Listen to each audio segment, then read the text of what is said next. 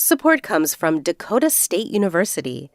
What happens when you unite dynamic minds with one revolutionary vision? A rising force on the cutting edge of everything. From a little university on the prairie to a cyber powerhouse of the plains, we're proving the nation's best cyber can come from where you least expect it. Now, we're molding the future of cyber, AI, and quantum computing one graduate at a time. See what Dakota State University is building next at dsucyber27.com. This show is supported by Macy's. Macy's is kicking off the holiday season with their Friends and Family sale from October 27th to November 3rd. They're offering 30% off women's dresses and shoes, up to 60% off men's suits, and up to 50% off luggage. Think brands like Calvin Klein, DKNY, Michael Kors, and Hugo Boss. Use the code FRIEND to take an extra 30% off, plus 15% off beauty. Shop at Macy's.com or in-store.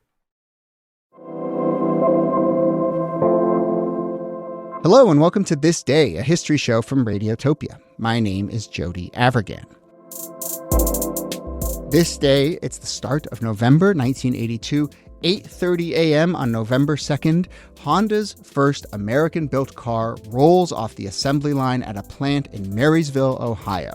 Here we have a Japanese car from a Japanese company being built in the United States for U.S. consumers. In retrospect, this was a really massive moment, both in nuts and bolts and symbolically. We've talked a lot about the automaker battles between the U.S. and Japan that peaked going into the 1980s. And in many ways, those battles are at the heart of this huge and lingering debate and questions about the state of American manufacturing. But when you read the reports of this day, it is really interesting. As this first car rolls off the assembly line, it feels like everyone was kind of just like, not trying to talk about it too much. There's no ribbon cutting, no local politicians there to glad hand, not a ton of fanfare. Maybe I'm reading into it too much, but the color of that Honda Accord was a very boring slate gray. You know, if you really wanted to make a big deal out of it, you probably would have made that car red or blue or something. But I think everyone was trying to keep it a little low key, which is a very interesting dynamic. And we are going to discuss that, how we got to the point where Japanese cars were being constructed in America and the many efforts to balance free trade, globalization, and protect American manufacturing, starting in the 80s and, of course, still resonating today. Here, as always, Nicole Hammer of Vanderbilt and Kellie Carter-Jackson of Wellesley. Hello there. Hello, Jody. Hey there. Can you picture a 1982 Honda Accord? Yes. Just imagine a box. Yes, I can. Yeah. On wheels. A slate gray 1982 Honda Accord. I fell asleep halfway through saying that sentence. Uh-huh. Yeah. Uh-huh.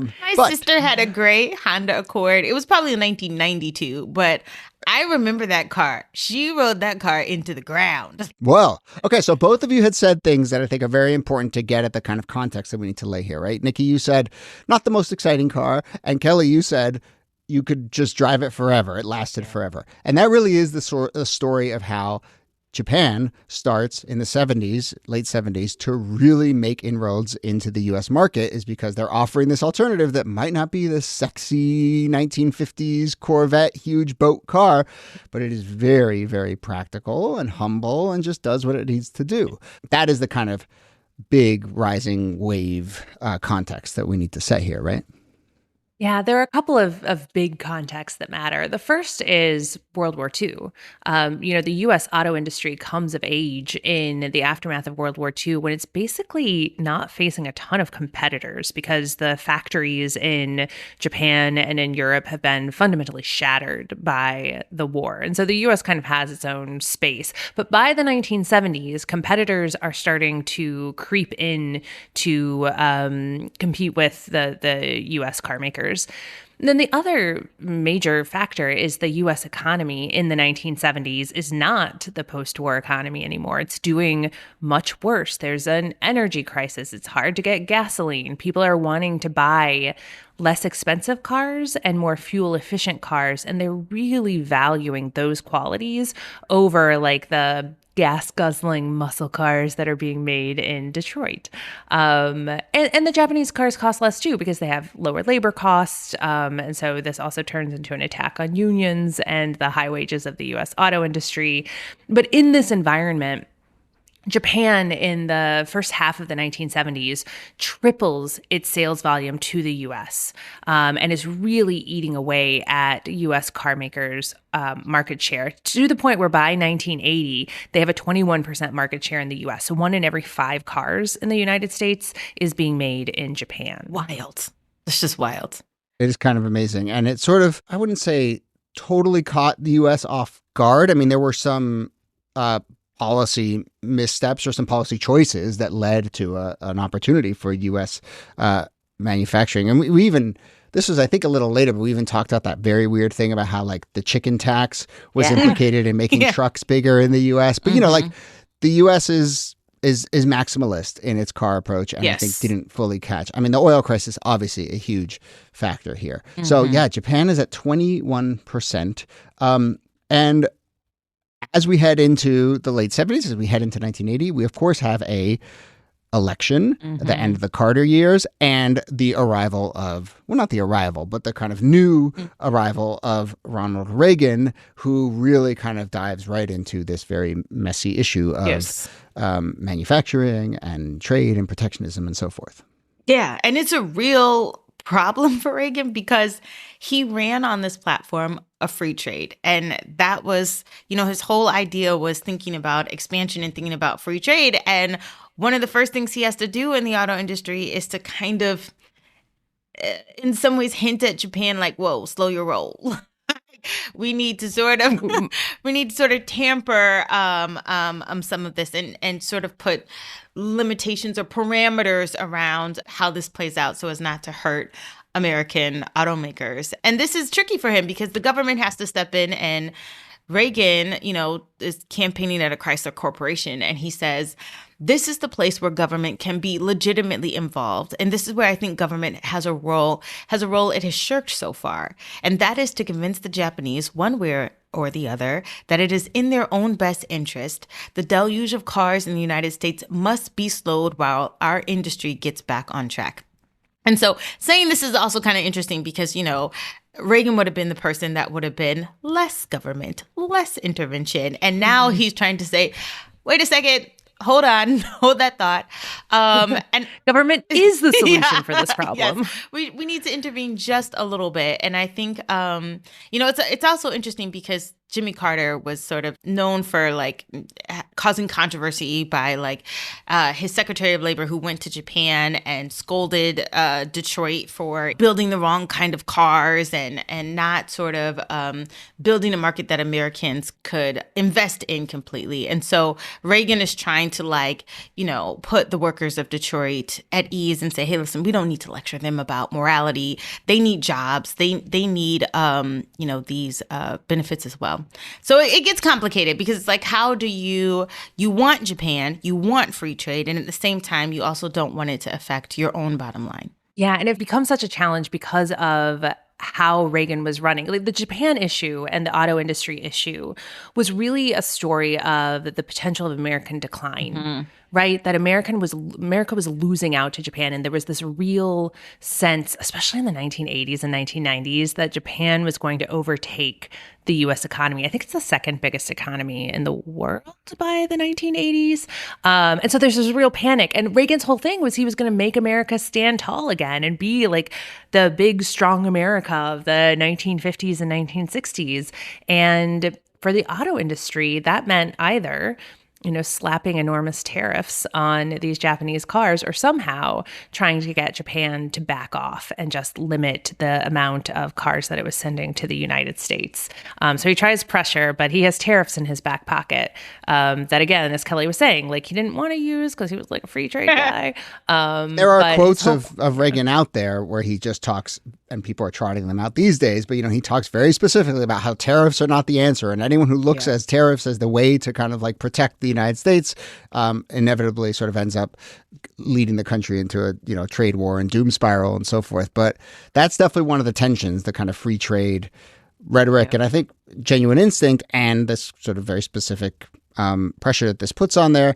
And then this larger rhetoric. I mean, I just want to highlight again, you know, we're talking about the president who, when he gets elected in his inaugural, says government is not the solution to our problems. Government is the problem. A few years later, he has that line about the four scariest words, or the six scariest words in the English language. I'm the government. The nine scariest words in the English language are "I'm from the government and I'm here to help." Yep. And then here he is also going on record. You read the quote, Kellie, saying, this is one of the moments where I feel government does have a role to step in. And, we saw, and we've done episodes about when it was expedient or the right kind of move, Reagan did feel that there was a pretty robust role for government when he wanted it. So, and Reagan is also, I would say, like the king of the dog whistle too. So he knows how to say to Japan without saying, but kind of saying what he wants them to do. And it's interesting because Japan is like, okay, we get it. We're going to impose our own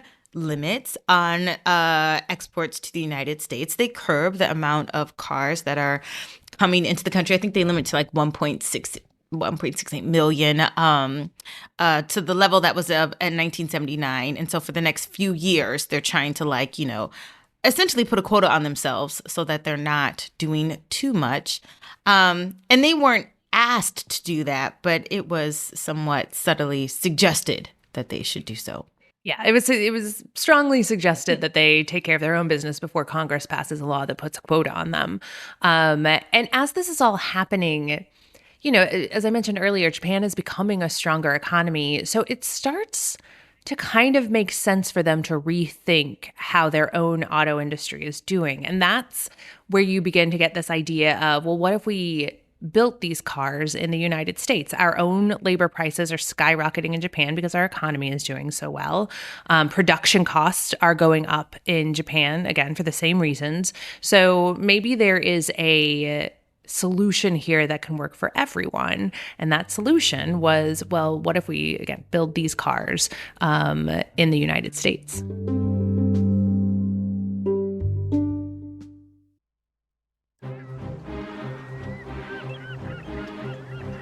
Hello, this is Matt from the Explorers Podcast. I want to invite you to join me on the voyages and journeys of the most famous explorers in the history of the world. These are the thrilling and captivating stories of Magellan, Shackleton, Lewis and Clark, and so many other famous and not so famous adventurers from throughout history. Go to explorerspodcast.com or just look us up on your podcast app. That's the Explorers Podcast. Fall is here, and with it comes cooler nights, heartier meals, and the craving for something warm and satisfying, which is where HelloFresh comes in, bringing you comforting, chef-designed recipes and fresh seasonal ingredients right to your door.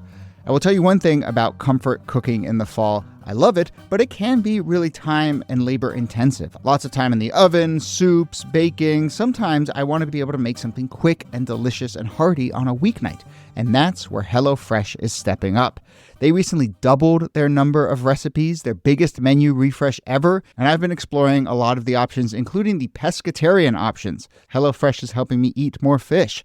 The other night, I made some herby salmon with red pepper cream sauce, and it comes with couscous, and you roast up some zucchini and onions. It took just about half an hour for it all to come together, totally doable on a weeknight, but also satisfying to cook it with your hands rather than ordering food or making something out of the freezer. The best way to cook just got better. Go to hellofresh.com/thisday10fm. You'll get 10 free meals and a free item for life, 1 per box with active subscription. Free meals applied as discount on first box. New subscribers only. Varies by plan. Once again, that's hellofresh.com/thisday10fm. You'll get 10 free meals and a free item for life. This day is brought to you by Quince, where you can find luxury, affordable wardrobe staples that'll carry you through the fall season. And not just you, but me, where I recently snagged a new pair of khakis. And not just you, not just me, but the whole This Day team. I have got everyone here hooked. Niki scored a flow knit full zip hoodie, which is a great sweatshirt for transition to the fall. She says it is smooth to the touch and that she is wearing it all the time, which I can attest to because I have seen her wearing it a number of times during our tapings. Kellie texted me that she has a navy blue button-down dress that has, wait for it, It has pockets. She says that people have been asking her nonstop where she got it. And the answer, of course, is she got it at Quince. Find all of your fall staples at Quince right now. Go to quince.com/thisday for free shipping on your order and 365-day returns. Now available in Canada, too. That's QUINCE.com/thisday to get free shipping and 365-day returns. Quince.com/thisday.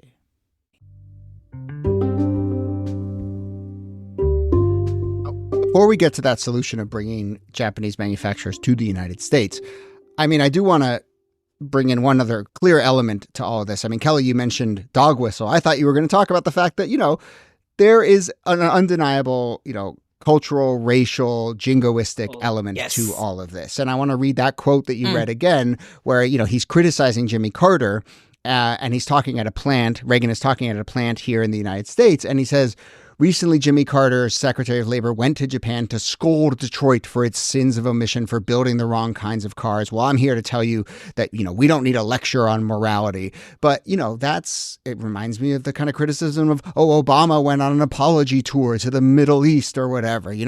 There is clearly an element there of jingoism. And I think, the larger context of we beat Japan in World War II, and now they're building a stronger economy than ours. And are we going to let them eat our lunch in this way? And so I think people, I caught the sort of ripple effects or the echo of this growing up. I'm not quite old enough to have seen this in action, but I definitely understood that there was a kind of cultural and racial element to the fears of Japan taking over. Totally. And I think we then, see that again with China, over, I would say 15, 20 years at this point, there's this element that China is this red, scary, rising economic power.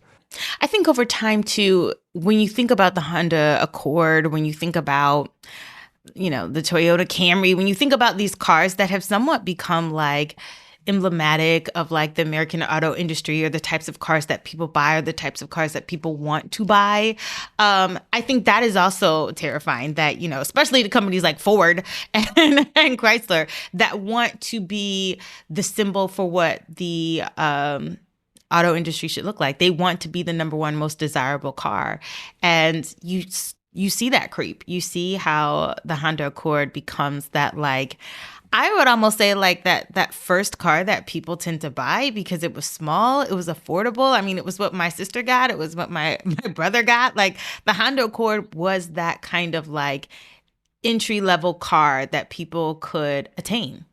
The Honda Accord and the Toyota Camry were just the best-selling cars in the United States. And as we begin to talk about the manufacturing in the United States, first of all, they were also criticized a lot. People would be criticized, especially in places like Detroit, for driving a Honda or Toyota, for driving a non-American made car. But now you can call them American made, right? You can wrap the flag around a Honda Accord and it muddies the waters a little bit about, where this car comes from. Yeah. So this plant in Marysville, Ohio, it's a town of about 7,000 people. It's got one high school, a few mom and pop stores, a real boon to the town to have a manufacturing plant show up there. Some of the workers are sent to Japan to kind of learn car production techniques, and then they bring them back. And, I think it's largely seen as a marriage of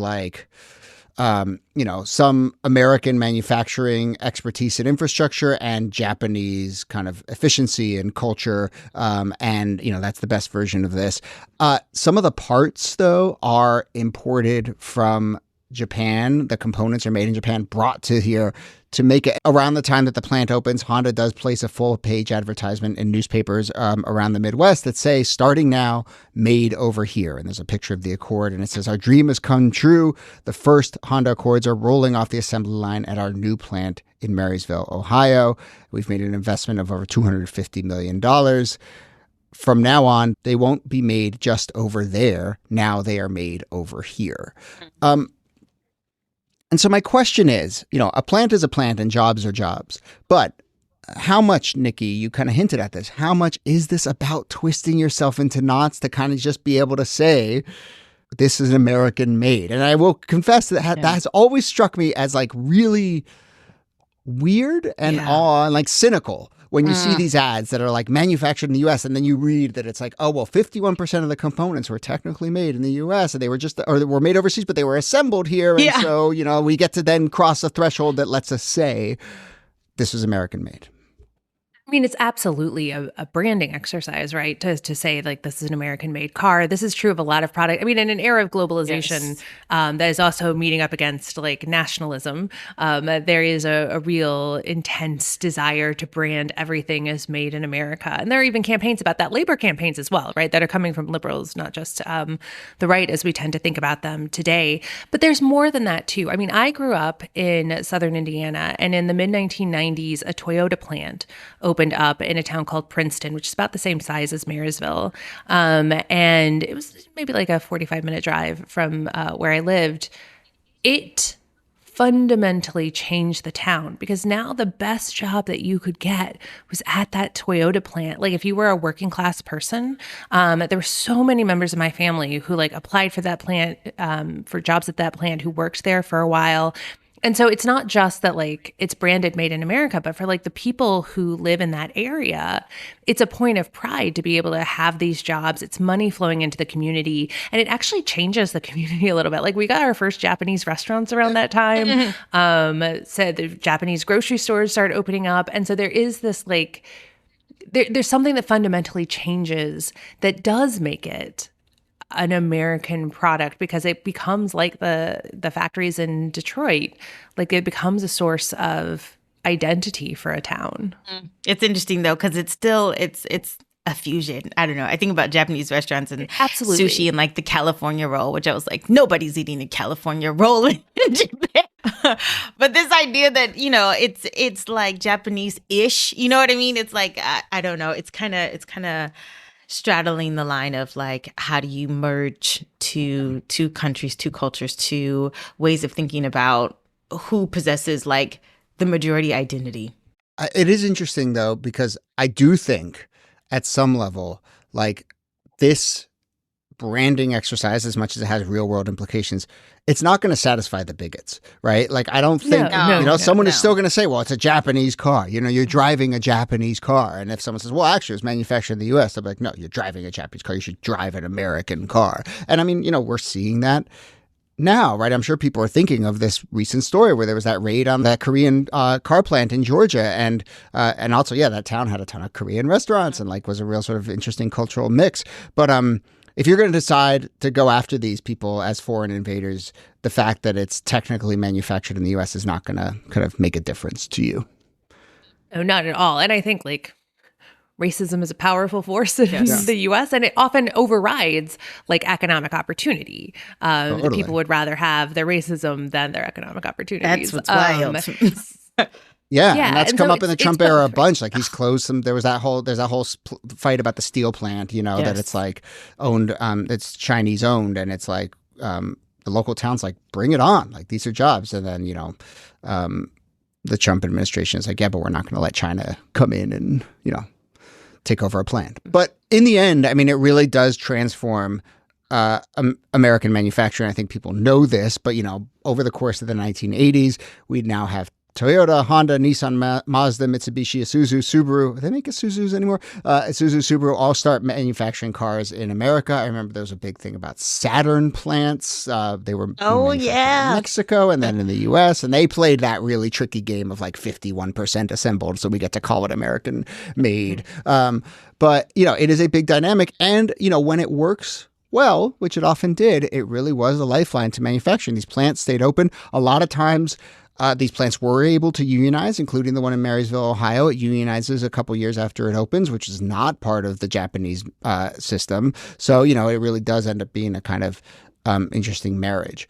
But to kind of pull the lens back out and come back to some of the stuff we were discussing earlier, it certainly doesn't, quote unquote, solve or mollify these larger tensions about globalization and American manufacturing. Obviously, we're still living with that crisis. Mm-hmm. And will be for some we time. Absolutely are. Yeah, and will be for some time. I mean, it's one of those things. It's kind of perennial when it comes to U.S. politics. I mean, these are the same kinds of conversations that you would have heard in the 19th century about protectionism and where things are being built and where they're being made and how to protect American workers. And then, too, it was wrapped with the flag and sometimes xenophobia and all kinds of bigotries to try to defend having things be made in the U.S. And it's hard to know to what extent we're fighting a losing battle. Like, we live in a globalized society. And part of the negotiation, I think, over the past 50 years is how do you navigate that so that it is as so that it creates as little harm as possible. And so you have, the fights over the WTO in the late 1990s that we've talked about that were about, like, how do you make it so that if a factory moves to Mexico, that you have those same environmental protections and the same labor protections that you have in the US? How can we make sure that the US has those labor and environmental protections, which it largely is seeing go away now? So, I mean, those are those big debates that are going to continue, because as much as there are politicians who would like to make it Fortress America again, that's not how the world works. Yeah. And so the solutions have to be more sophisticated than just a Made in America stamp and 200% wild tariffs. Yeah.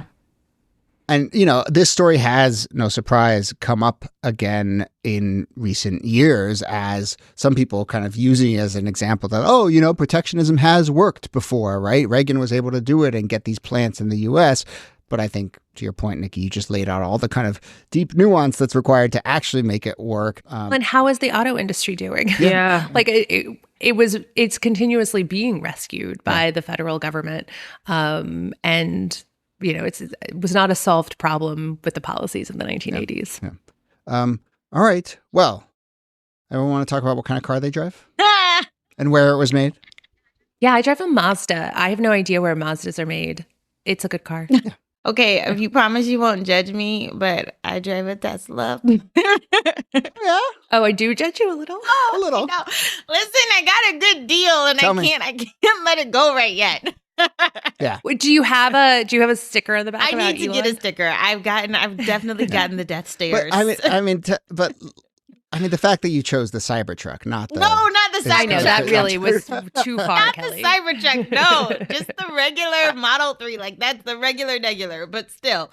It's like, and this was, of course, before all of the, Elon kerfuffle took off. You were like, give me the Nazi car. I know, but you don't know how many times I feel like I need to duck while I'm driving it. I'm like, golly, it's a lot. I am a white podcaster who lives in Brooklyn, so I drive, we can all say it together, a Subaru. Yep, exactly. Yeah. So I drive a blue Subaru. So there you go. Where's this blue? Is that the only color That's they come in? That's kind of the only color they make. That's that's so typical. Especially if you lived in New England. If you're in Vermont, Maine, Washington, Oregon, Subaru, it's like the official car. Yeah. All right. Well, I'm really glad we got this episode. Super interesting. Nicole Hemmer, thanks to you as always. Thank you, Jody. And Kellie Carter-Jackson, thanks to you. My pleasure.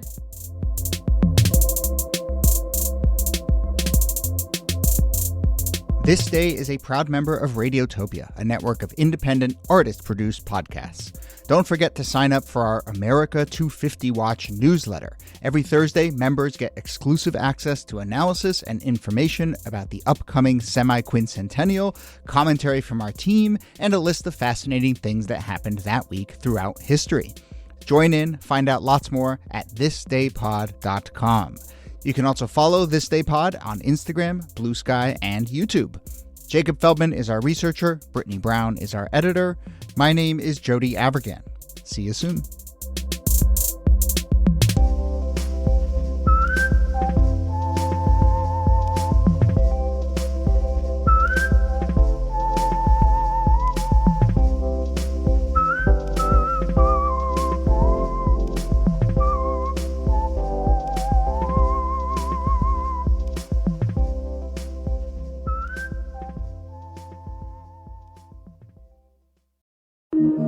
Radiotopia.